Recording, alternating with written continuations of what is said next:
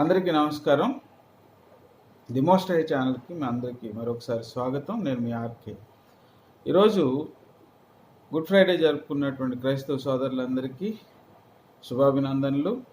అయితే మరి క్రైస్తవులను గురించి విమర్శిస్తూ మళ్ళా వారికి శుభాభినందనలు చెప్తున్నారేంటి బ్రదర్ అనవచ్చు.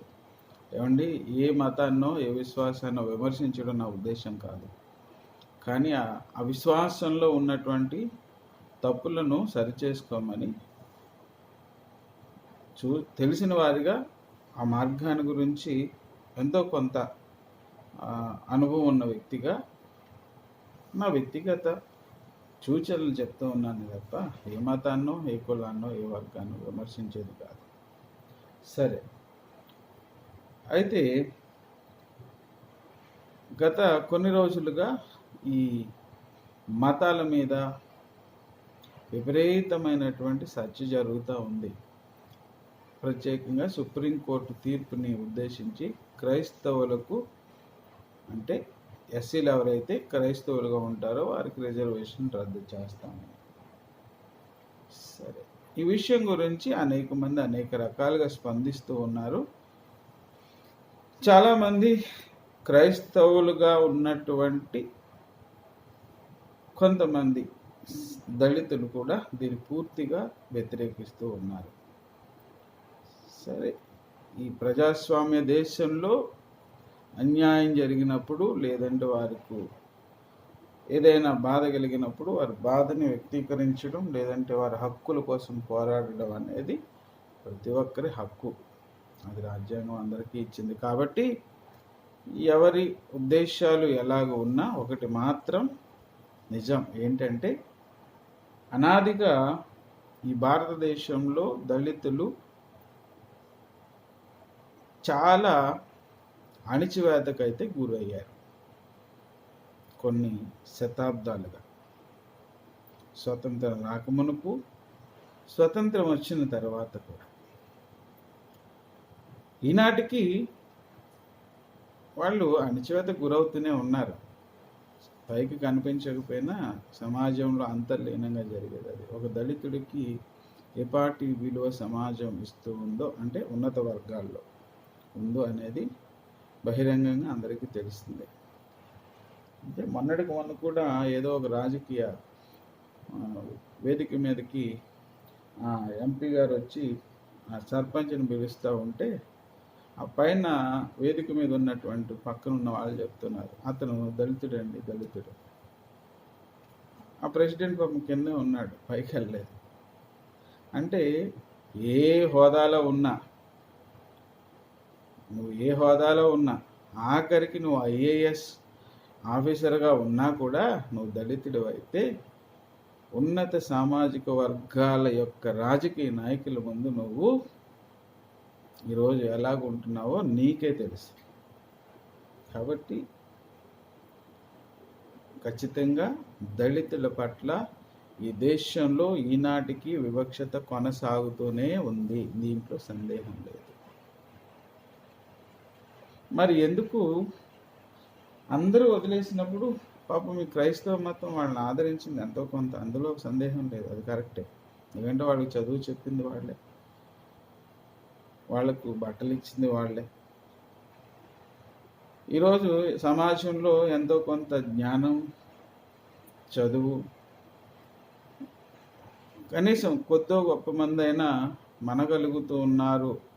ఒక ఐఏఎస్ ఆఫీసర్లుగా, ఐపీఎస్లుగా, ప్రభుత్వ ఉద్యోగాల్లో వారిదైనటువంటి ప్రస్థానాన్ని సంపాదించుకోగలుగుతూ ఉన్నారంటే మొట్టమొదటిది ది బాబా సాహెబ్ అంబేద్కర్ వారు రాజ్యాంగంలో వారికి కల్పించినటువంటి హక్కు ఒకటైతే, రెండవది ఇండైరెక్ట్గా ఈ క్రైస్తవ మిషనరీల ద్వారా వీళ్ళు చదువుకోవడం, కొద్దో గొప్ప వారు కూడా చైతన్యవంతులుగా ఈ సమాజంలో ముందుకు సాగడానికి, అంటే ఎదగడానికి దోహదపడడం అనేది జరిగింది. కాబట్టి క్రైస్తవ్యానికి అణగారిన వర్గాలకు చాలా గట్టి సంబంధాలే ఉన్నాయి. దానికోసమే పాపం ఈరోజు బాధపడుతూ ఉన్నారు.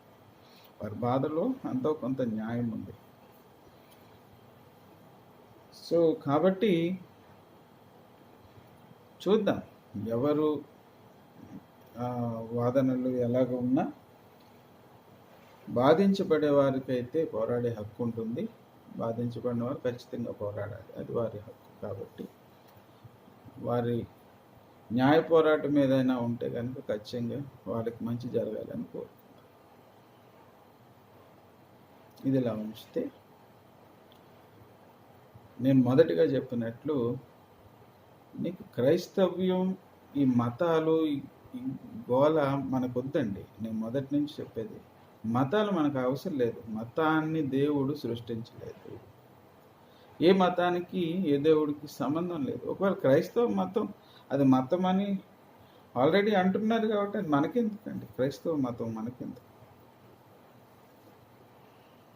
దళితులకి, పేద బలహీన వర్గాలకు మనకు ఏదైతే రిజర్వేషన్లు పొందుకొని ముందుకు సాగాల్సిన వారమై ఉన్నామో, రాజ్యాంగం మనకి ఇచ్చిన హక్కులను వదులుకొని లేనిపోని తలకాయ పోటులో మనకు ఎందుకంటే మనకు అనవసరమైన విషయాలు ఇవన్నీ. ముందు మనం చదువుకుందాం. రాజ్యాంగపరంగా మనకు వచ్చినటువంటి హక్కులు, న్యాయపరమైన హక్కులు ఏమన్నా వాటిని సాధించుకుందాం.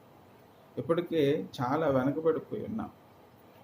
ఉన్నత వర్గాలతోనూ అగ్రకులాలతోనూ పోల్చుకుంటే మనం ఇంకా ఒక 50-60 సంవత్సరాలు పూర్వంలోనూ వెనకనే ఉన్నాం.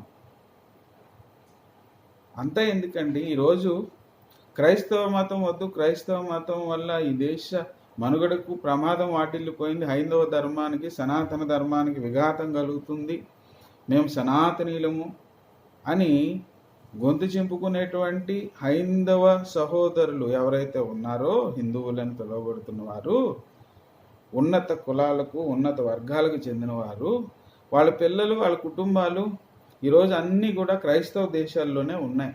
అమెరికాలోను, కెనడాలోను, ఆస్ట్రేలియాలోను, ఇవన్నీ క్రైస్తవ దేశాల్లోనే వాళ్ళ పిల్లలందరూ మైగ్రేట్ అయిపోయి ఉన్నారండి. అడగండి, కావాలని చూసుకోండి. ఈరోజు భారతదేశం నుంచి మైగ్రేట్ అయిపోయి వెళ్ళిన వాళ్ళు ఏమండి, విదేశాల్లో ఉద్యోగాలు చేస్తూ స్థిరపడిపోయిన వారు ఎవరండి? అందరూ ఉన్నత వర్గాలకు, అగ్రకులాలకు చెందిన వాళ్ళు కదా.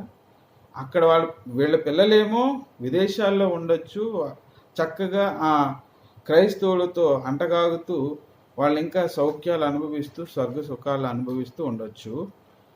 ఈ పేదలు, దళితులు ఎవడైనా ఒక్కడో ఇద్దరో వెళ్తేనేమో వాడిని ఆవగింపుగా చూడడం అక్కడ కూడా, ఇక్కడున్నటువంటి క్రైస్తవ సమాజాన్ని ఏమో ఈ దేశం వదిలి వెళ్ళిపోవాలి, వీళ్ళు ఈ ధర్మానికి వ్యతిరేకులు అని చెప్పేసి వీళ్ళ మీద ఇక్కడ పోరాటాలు. సో వీళ్ళు ఇంతేనండి, వీళ్ళు మారరు. ఎందుకంటే వీళ్ళకి ఎక్కడున్నా వీళ్ళు ఆధిపత్యం వాళ్ళ చేతిలో ఉండాలి, అందరూ వాళ్ళ కాళ్ళ కింద ఉండాలి, అధికారం వాళ్ళ చేతిలో ఉండాలి, ఆస్తులు వాళ్ళకు ఉండాలి, భూములు వాళ్ళకు ఉండాలి. ఇది అనాదిగా వాళ్ళ చేస్తున్న అరాచకమే ఇది. కాబట్టి మీరు ఆ పావుల్లో చిక్కుకుపోయి అనవసరంగా ఈ మతాల్లో మీరు ఇరుక్కుపోయి మీరు ఇబ్బంది పడొద్దు అనేది నా భావన, అంతే. కాబట్టి ఈ క్రైస్తవ మతము ఏదైతే ఉందో, ఇది మతము మనకు అవసరం లేదండి, మనకు సంబంధించింది కాదు. ఇది బలవంతంగా 2000 సంవత్సరాలుగా మన మీద జొప్పించబడింది. ఎక్కడా బైబిల్ గ్రంథంలో యేసుక్రీస్తును గూర్చిన భావన, దేవుని కుమారుడు అని ఆయన కూడా నేను దేవుని కుమారుడిని, నేను పరలోకం నుంచి వచ్చానని చెప్పుకున్నాడు, కానీ అక్కడ నేను దేవుడిని అని చెప్పుకోలేదు. నేను ఎందుకు చెప్తున్నానంటే బైబిల్ గ్రంథంలో దేవునిగా మనం చూసుకుంటే పాత నిబంధన గ్రంథం అంతా కూడా యెహోవాను గురించి చెప్తా ఉంది. ఈ నూతన నిబంధన అంతా కూడా యేసుక్రీస్తు యొక్క కార్యాలు, ఆయన చేసినటువంటి పనులు, దేవుని కుమారుడుగా ఆయన ప్రకటించుకున్నటువంటి విధానం మనకు కనిపిస్తుంది. కాబట్టి క్రైస్తవ మతం లేదండి. క్రైస్తవ మతాన్ని స్థాపించింది పౌలు గారు. క్రీస్తుకు సంబంధం లేదు. క్రీస్తు మార్గాన్ని సిద్ధపరిచాడు, మార్గాన్ని చూపించాడు తప్ప ఆయన క్రైస్తవ మతాన్ని అసలు యేసుక్రీస్తు ప్రభువారు ఆచరించింది అక్షరాల యూదా మతాన్ని అండి. ఒకవేళ మీరు ఏదన్నా మీరు మతము అనుకుంటే మీరు యోధా మతంలోనికి వెళ్ళాలి, కానీ యోధా మతంలోకి ఎవరిని రానివ్వరు. మీరు కన్వర్ట్ అవుతానన్న వాళ్ళు కన్వర్ట్ చేయరు. మీకు అర్థం కావట్లేదు. ఏదంటే యూదులు ప్రత్యేకింపబడిన వారు, వాళ్ళు దేవుని ప్రజలని వాళ్ళ నమ్మకమే కాదు, అది నిజం కూడా. ఎందుకంటే అబ్రహాముకు దేవుడు వాగ్దానం ఇచ్చాడు కాబట్టి వాళ్ళు దేవుని జనాంగం. నేను యూదుడిగా మారుతాను అన్నా కూడా నీకు వాళ్ళలో అంటే వాళ్ళ గోత్రంలో నీకు స్వాస్థ్యం ఇవ్వరు. నువ్వు యూదా మతంలోకి వెళ్తానంటే నిన్ను కలుపుకోరు. ఒకవేళ నువ్వు యూదుడిగా మారాలంటే నువ్వు చేయాల్సింది ఏంటంటే, యూదులలో తల్లి యొక్క పాత్ర ప్రాముఖ్యం. అంటే తల్లి యూదురాలై ఉండి అన్యుడు ఎవరైనా ఒకవేళ తనను వివాహం చేసుకున్నా అతనికి పుట్టిన బిడ్డలు యూదులుగా పరిగణింపబడతారే తప్ప అతను కూడా యూదుడిగా పరిగణింపబడ్డాడు. గమనించాలి. తెలియకుండా అనవసరంగా మీరు ఈ మత కల్లోలంలోనూ ఈ మత చక్రాల్లోనూ చిక్కుబడిపోయి పుట్టుమిట్లాడకండి.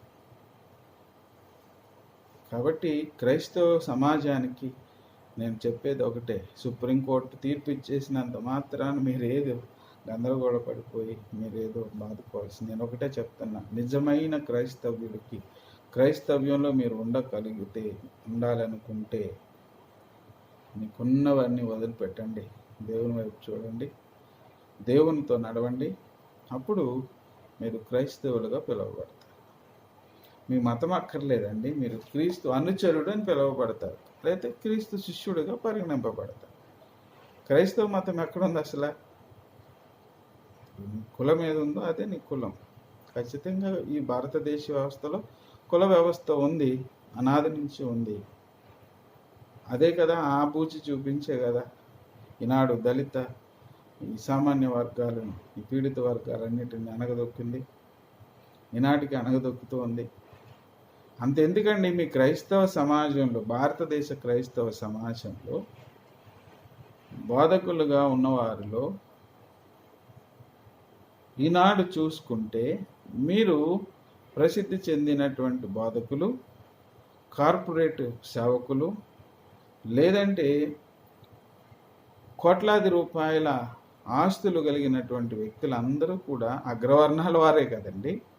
మరి ఇంకెందుకు మీరు ఇంకా ఎక్కడున్నారు? అసలు మీ క్రైస్తవ సమాజానికి ఈ సాతాను ఏమన్నా గుడ్డితనం కలిగజేసిందా ఏంటి? నాకు అర్థం కావట్లేదు. అనవసరమైనటువంటి వాదోపవాదనలకు వెళ్ళి మీ భవిష్యత్తులను, జీవితాన్ని పాడు చేసుకోకండి. క్రైస్తవ మతంతో మీకు ఏ విధమైనటువంటి ఇబ్బంది లేదు. క్రైస్తవ మతం నిజంగా మీరు ఈరోజు చెప్తున్నాను, క్రైస్తవ సంఘాల్లో ఉన్నటువంటి బిడ్డలందరికీ క్రీస్తును వెంబడించాలి అనుకుంటే ఏళ్ల తరబడి మీరు వాక్యం వినడం కాదండి. ఏళ్ల తరబడి చర్చిల్లోకి వెళ్ళి వాళ్ళు ఏం చెప్తే అది వినడం కాదు. మీ చేతిలో బైబిల్ ఉంది కనుక దాన్ని తీసి చదవండి.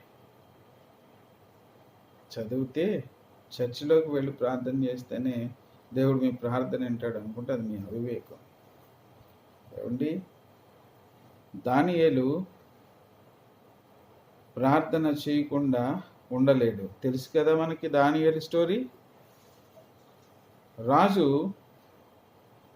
చట్టం తెచ్చాడు, రాజుకి తప్ప మరి ఎవడు మొక్కకూడదు, ఎవడికి ప్రార్థన చేయకూడదు. తెప్పించారు బలవంతంగా. అప్పుడు ఏం జరిగింది? దానియేలు ఏం చేశాడు తెలుసు కదా క్రైస్తవ సమాజానికి. చేయండి, మీరున్న చోటనే తలుపులు పెట్టుకొని మీ తలుపులు తీసి కిటికీ తలుపులు ప్రార్థన చేయండి. యెరూషలేము వైపు తిరిగి.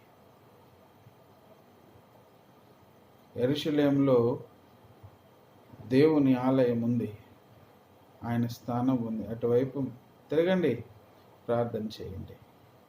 అప్పటికి మిమ్మల్ని ఎవడైనా తీసుకెళ్తే విశ్వాసంతో ప్రార్థన చేయండి. సింహాల బోన్లో కాదు, సుప్రీంకోర్టు కాదు కదా,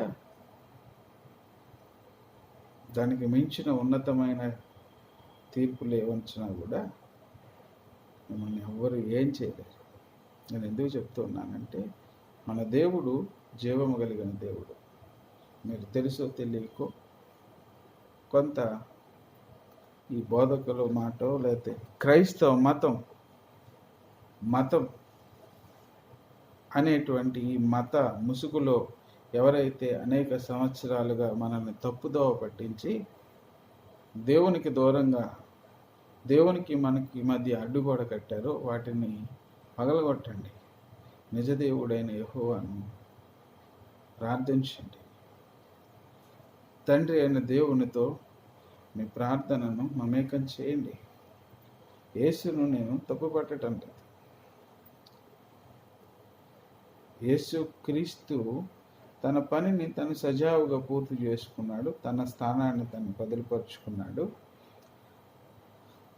రాబోయే రోజుల్లో దేవుడి చేత ఏ విధంగా వాడబడాలో దేవుడు ఆయనకు నిర్ణయించి ఆయన్ని వాడుకుంటాడు. మరి నువ్వు నేను మన పరిస్థితి ఈ క్రైస్తవ మతం గురించి, ఆ మతం గురించి, ఆ రాజకీయ పార్టీ గురించి, ఈ రాజకీయ పార్టీ, ఇవి సరిపోతాయి మనకి. ఇంకెప్పుడు మనం అభివృద్ధిలోకి వెళ్తాం? ఇంకెప్పుడు మన పౌరసత్వాన్ని సంపాదించుకుంటాం? ఇంకెంతకాలం మన బిడ్డలని మనం ఈ పేదరికంలోనూ ఇంకొకరి కింద దాసోహం చేసే పరిస్థితుల్లోనూ పెట్టుకుందాం? చెప్పండి. చదవండి, లేకండి. చదువుకున్న ఆ బిడ్డలు ఉన్నారా? అవకాశాలు వెతకండి. దొరకలేదా?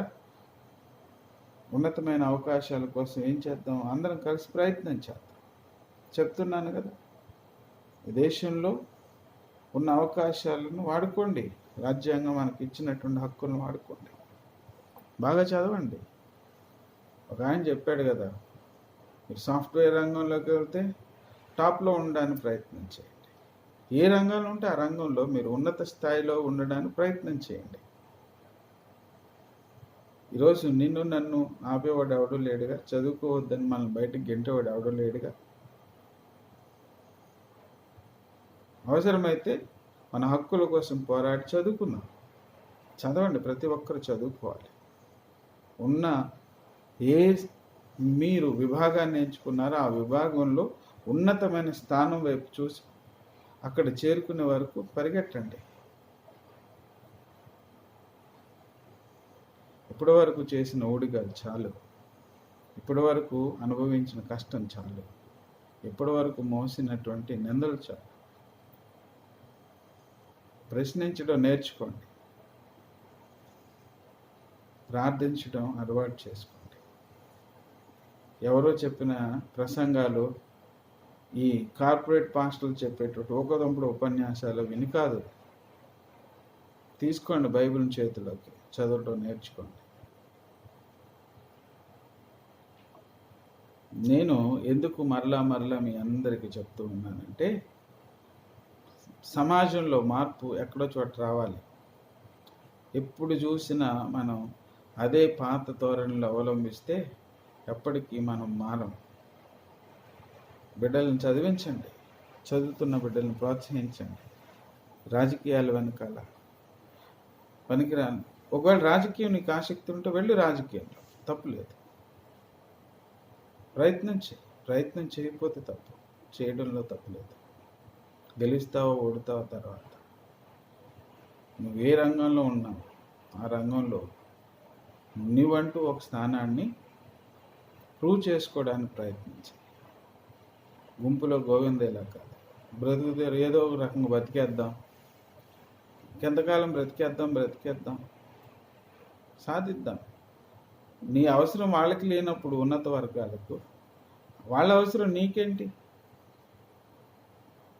నీ ఇంటికి నా ఇంటికి, నీ ఇల్లు నాకెంత దూరమో నా ఇల్లు నీకు అంత దూరం, అంతే కదా. ఒకప్పుడు వాళ్ళు మనల్ని అంటరాని వాళ్ళని దూరం పెట్టారు. చదువుకో, నీ హక్కు నువ్వు సాధించుకో. అతనింటికి నువ్వు అంతే దూరంగా ఉన్నావు. నీ అవసరత ఉన్న రోజున నువ్వు ఒక అధికారిగా ఉన్నప్పుడు, నీ ఆఫీస్కి వచ్చినప్పుడు వాడు ఎవడైనా నీ ముందు నుంచోవలసిందేగా. చెప్పేది అర్థమవుతుంది కదా. వాడింటికి మనం వెళ్ళాల్సిన పని లేదుగా. ఈరోజు రేపు ఎవరి ముందు వెళ్ళి చేతులు జాపవలసిన పరిస్థితి లేదు. ఇంకా మీరు ఈ రాజకీయ బానిసత్వాలు, ఈ మత బానిసత్వాలు మానేయండి. చదవడం ప్రారంభించండి. చదవండి. మనకున్న ఒకే ఒక ఆయుధం చదువు. మనం తలరాతలు మార్చేటువంటి ఒకే ఒక సాధనం చదువు. బిడ్డలను చదివించండి. చదువుకున్న బిడ్డలకు అవకాశాలు లేకపోతే అందరం కలిసి ప్రయత్నం చేద్దాం. ఈరోజు పాశ్చాత్య దేశాల్లోకి వెళ్ళి స్థిరపడుతున్నటువంటి ఉన్నత వర్గాల పిల్లలు, ధనవంతుల బిడ్డలు, అగ్రకులాల వాళ్ళ పిల్లలు వాళ్ళ దగ్గర డబ్బుండి వెళ్తున్నారు. మన విజ్ఞానంతో సాధిద్దాం. నేను చెప్తున్నాను కదా, ఈ వీడియో ద్వారా నేను మీ అందరికీ చెప్తున్నాను. ఎవరైతే చదువుకుని విదేశాల్లో స్థిరపడాలని అనుకుంటున్నారో అలాంటి బిడ్డలు ఎవరైనా ఉంటే మమ్మల్ని సంప్రదించండి. మీకు లక్షల రూపాయలు అక్కర్లేదు, మీరేమి కోట్ల రూపాయలు పెట్టక్కర్లేదు. మీకు ఆసక్తి ఉంటే చెప్పండి. ఏ విధంగా మీరు వెళ్ళాలో, ఏ విధంగా మీరు స్థిరపడాలో మేము చెప్తాం. వెళ్తురు కదా, నేను అదే చెప్తున్నాను మొదటి నుంచి. అలాగే చదువుకోవాలని ఆసక్తి ఉందా? గొప్ప చదువులు, మీ ఆర్థిక పరిస్థితులు బాగాలేదా? రండి, సంప్రదించండి, కలిసి ప్రయత్నం చేద్దాం. ఒకవేళ నేను చేయలేకపోవచ్చు, నా దగ్గర అంత ధనం లేకపోవచ్చు, కానీ సాయం చేసేవాడిని వెతుకుతాను మీ పక్షాన్ని. అవసరమైతే ఉత్తి కబుర్లు చెప్పటం చేస్తాను. మతం లేని, కులం లేని వ్యవస్థలో మన పిల్లలు ఉండాలని ఆశపడతాం. ప్రపంచ సరిహద్దులను దేవుడు చెరిపేయాలని ఆశపడతాను. సర్వమానవ సౌభ్రాతృత్వాన్ని దేవుడు కోరుకుంటున్నాడు. కానీ ఈరోజు దౌర్భాగ్యం ఏంటంటే ప్రపంచాల మధ్య సరిహద్దు. అంత్యదినాల్లో ఇవన్నీ చెరిగిపోతూ ఉన్నాయి. వాక్యం ఖచ్చితంగా చెప్తాం. దేవుడు చెప్తా ఉన్నాడు, ఇవన్నీ చెరిగిపోతాయి. ప్రజలు యుద్ధాలు చేయడం నేర్చుకోవడం మానేసే రోజులు రాబోతా ఉన్నాయి. చెప్తున్నాను కదండి, దేవుడు కార్యాలు మొదలవుతూ ఉన్నాయి, మొదలైనవి. కాబట్టి జాగ్రత్తగా ఉండండి, మెలకువగా ఉండండి, దేవుని వైపు చూడండి, యథార్థంగా దేవుని వెతకటాన్ని ప్రారంభించండి. ఎప్పుడైతే మీరు దేవుని వెతకటం ప్రారంభిస్తారో ఆయన మీకు సమీపంగా వచ్చి మీతో మాట్లాడతాడు. మీకు దేవుడికి మధ్యవర్తి ఎవడూ లేడండి. మీకోసం ఏ సేవకుడో, ఏ పూజారో పూజ చేయాల్సిన పని లేదు, ఏ సేవకుడో ప్రార్థన చేయాల్సిన అవసరం లేదు. నువ్వు ఎవరైనా, ఏ మతమైన, ఏ కులమైన, ఏ ప్రాంతమైనా దేవునితో నువ్వు మాట్లాడాలనుకుంటే యథార్థ హృదయంతో పూర్ణ మనస్సుతో నువ్వు దేవుని మీద మనసు పెట్టి ప్రార్థన చేయి. నువ్వు ఉన్న చోటనే ప్రార్థన చేయి. దేవుడు నీతో మాట్లాడకపోతాడు. నువ్వు ఏ కులమైనా, ఏ మతమైనా ప్రార్థన చేయి, ఉన్న చోటనే. దేవుడు నీకు జవాబు ఇవ్వకపోతానన్నాడు. కాబట్టి దయచేసి ఈ మూఢనమ్మకాలు, మత మూఢనమ్మకాలు, ఈ మత విశ్వాసాలు, వీటిని వదిలి దేవుని మార్గంలో ముందుకు సాగండి. బిడ్డలను ముందుకు నడిపించండి. వివాదాల్లోకి వెళ్ళకండి. ఏమండి, ఈరోజు వివాదాల్లోకి వెళితే ఇప్పటికే అణగారిన వర్గాలుగా, అణిచివేయబడిన వారిగా, తీవ్రమైనటువంటి సంక్షోభంలో ఉన్న మనము, మన బిడ్డలు మరింత వెనుకబాటులోకి వెళ్ళిపోతారండి. మన ఈ బలహీనతని తెలివైనటువంటి కొన్ని వర్గాలు సొమ్ము చేసుకోవడానికి, రాజకీయంగా వారు ప్రయోజనాలు పొంది ఇంకా వారి అధికారాన్ని విస్తరించుకోవడానికి ఇలాంటి కుయుక్తులను ప్రజల మీద పన్నుతూ ఉన్నారు. అది గమనించాలి. ముఖ్యంగా మన దేశంలో మతతత్వ పార్టీ రాజ్యం వెళ్తూ ఉంది ప్రస్తుతం. వాళ్ళు అవకాశం ఉన్నంత వరకు ఈ మత వ్యవస్థల్ని వాడుకుని ఇంకా వారి ఆధిపత్యాన్ని బలపరుచుకోవాలనే ప్రయత్నమే చేస్తూ ఉన్నారు. దౌర్భాగ్యం ఏంటంటే మన దేశంలో ఉన్న రాజకీయ పార్టీలన్నీ కూడా అగ్రవర్ణాల చేతిలోనే ఉన్నాయి. ఈనాటికి మనం ఏ విధంగా చూసినా బానిస సంఖ్యలలోనే ఉన్నాం. కాబట్టి ఈ బానిస సంఖ్యలను విడిపించుకునేటువంటి ఒకే ఒక అవకాశం మనకుంది, అది చదువు.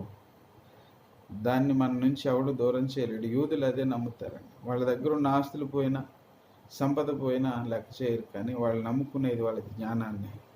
ఆ జ్ఞానం దేవుడి నుంచి వస్తుందని వాళ్ళు నమ్ముతారు. కనుకనే వాళ్ళు ప్రపంచమంతా వాళ్ళని అణగదొక్కాలని చూసినా, ఊచకోత కోసినా, ఈనాటికి వాళ్ళు ప్రపంచంలో ఎదురులేని శక్తిగా ఎదిగారు అంటే కారణం మొదటిది దేవుని సహాయము, రెండోది వాళ్ళు నమ్ముకున్నటువంటి జ్ఞానం. ఎందుకంటే దేవుడు వాళ్ళకు వాగ్దానం ఇచ్చాడండి. ఆయన వాళ్ళ పక్షాన పనిచేసేది సర్వశక్తి గల దేవుడు. అర్థమవుతుందా? కాబట్టి వాళ్ళంతా బలంగా ఉన్నారు. ఈ రోజుకి ప్రపంచమంతా ఒకటై వాళ్ళ మీదకి వెళ్ళినా వాళ్ళని ఎదిరించి నిలబడి గెలిచేటువంటి అవకాశమే లేదు. ఆఖరికి అంత్యదినాలు అర్మగిద్యోని యుద్ధంలో ప్రపంచమంతా ఒక రోజున వాళ్ళ మీదకి రాబోతూ ఉంది. ఆ రోజు కూడా వాళ్ళందరూ చతికిలు పడవలసిందే. ఇది చరిత్ర కాదు, ఇది భవిష్యత్తు. భవిష్యత్తు కూడా చెప్పాడు కదా దేవుడు. ఈ ప్రపంచం అంతా ఇశ్రాయేలు యొక్క బలమైన దేవుడు ముందు మోకరిల్లాల్సిందే. ఆయన బలిష్టమైన పాదాల కింద ప్రతి ఒక్కడు అణగదొక్కబడవలసిందే. ఈ ప్రపంచ భవిష్యత్తు యూదులు వారి ఆధిపత్యము ఏ విధంగా ఉండబోతూ ఉందో భవిష్యత్ దినాలు మనం చూడబోతా ఉన్నాం. కాబట్టి యెరూషలేము క్షేమం కోసం ప్రార్థన చేయండి. యూదుల పక్షాన ప్రార్థన చేయండి. వారు చేస్తున్న యుద్ధాల్లో దేవుడు వారికి తోడుండాలని ప్రార్థన చేయండి. ఎందుకంటే యెరూషలేము కోసం ప్రార్థన చేసిన వారిని కూడా దేవుడు ప్రేమిస్తాడు. కాబట్టి ఆ సర్వశక్తి గల దేవుడు మనందరికీ శాంతిని ఇవ్వాలని, జ్ఞానాన్ని ఇవ్వాలని. మన బిడ్డలను చదివించండి. మంచి ఉన్నత స్థితుల వైపు, ఉన్నత ఆలోచనల వైపు వాళ్ళని నడిపించండి తప్ప ఇది మతమౌఢ్యంలోనికి వాళ్ళని దింపి ఈ పోరాటాల్లోనూ ఈ కులాల గొడవ, మతాల గొడవ మనం వద్దండి. ఇవన్నీ విడిచిపెట్టిన, ఇవన్నీ రాజకీయ చదరంగం. అంటే మన హక్కులు, మన అవసరాలు ఇవన్నీ మర్చిపోయి వాటితో మనం కొట్టుకు చేస్తూ ఉంటే వీళ్ళ పనులను చేసుకుంటూ పోతారు. ఈనాడు ఎవ్వడూ కూడా పేదవాడి యొక్క ఉన్నతి కోసం మాట్లాడు, వాడిని ఉద్ధరించే కార్యక్రమాలు, పథకాల గురించి మాట్లాడు, నిరుద్యోగం గురించి ఎవడు మాట్లాడు, పౌష్టికాహారంతో చనిపోతున్న బిడ్డల కోసం ఎవడో పట్టించుకోడు. ఈనాటికి తాగునీటు అందనటువంటి గ్రామాల గురించి ఎవడు పట్టించుకోడు. ఈనాటికి కటిక పేదరికంలో ఉండడానికి కూడా ఇల్లు లేకుండా నానా అగచాట్లు పడుతున్న పేద కుటుంబాలను ఎవడు పట్టించుకోడు. కనీసం 2 పూట్ల భోజనం లేకుండా రోజంతా శ్రమ పడినా కడుపు నిండా భోజనం తినలేని పాపం బలహీన వర్గాలను ఎవడు పట్టించుకోడు.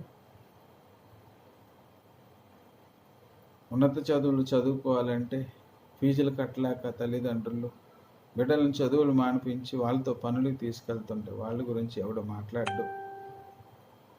ఏమండి, సమాజంలో ఎన్నో సమస్యలు ఉన్నాయి.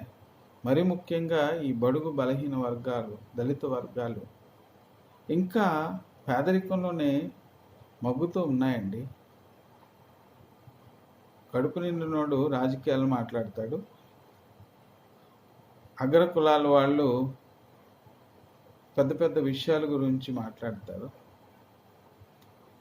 ప్రపంచం అంతా ఎక్కడికో వెళ్ళిపోతుందండి. ప్రపంచం అంతా అభివృద్ధి పదంలో ఉంది. ఎక్కడో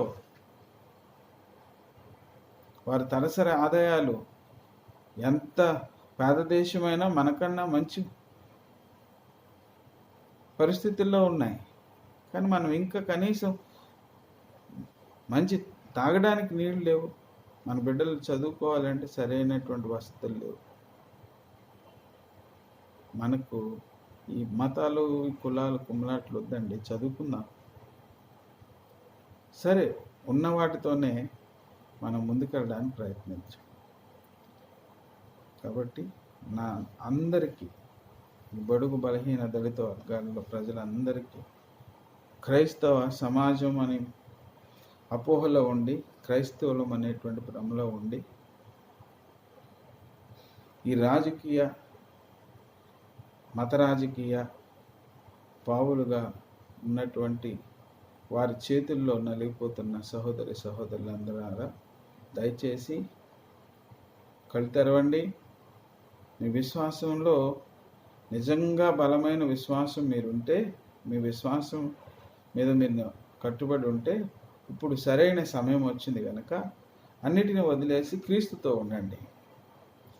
మాకు ఈ కులాలు, ఈ రిజర్వేషన్లు ఇవే మాకొద్దు, యేసే మాకు సర్వస్వం, కాబట్టి మేము యేసుతోనే ఉంటామని ఇప్పుడు సమయం వచ్చింది. మీ విశ్వాసాన్ని నిరూపించుకోండి. అలా నిరూపించుకుని ఉన్న వాళ్ళందరికీ నా ధన్యవాదాలు. మీరైనా వెళ్ళిపోతే మిగిలిన వాళ్ళైనా ఆ రిజర్వేషన్లు సక్రమంగా వాడుకొని వాళ్ళ జీవితాలను మెరుగుపరుచుకుంటారు. కొంతవరకు ఉపశమనం అన్నా దొరుకుతుంది.